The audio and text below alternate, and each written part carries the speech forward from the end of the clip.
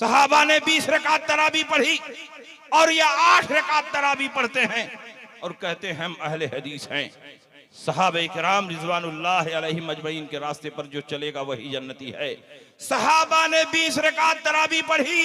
हजरत उमर इब्ने Khattab ने उबई इब्ने काब की इमामत में सारे सहाबा को जमा फरमाया और उबई इब्ने काब ने 20 रकात तरावी पढ़ाई।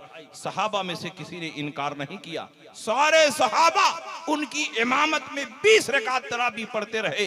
गोया 20 रकात तरावी पर सहाबा का इजमा मुनक्किद हो गया।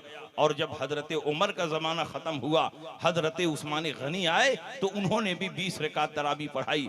हजरत उस्मान के बाद हजरत अली आए, उन्होंने भी 20 रकात तरावी पढ़ाई।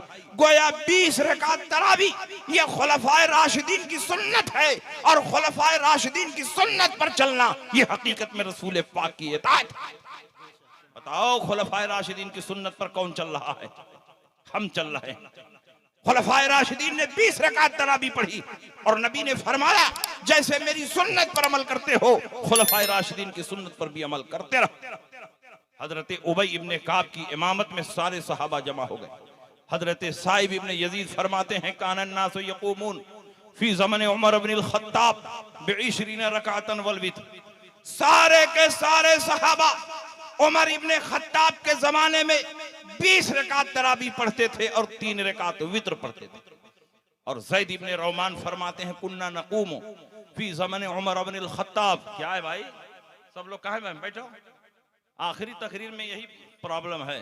साहिब इब्ने यजीद ने फरमाया सारे सहाबा 20 रकात तरावी पढ़ते थे और 3 रकात वित्र।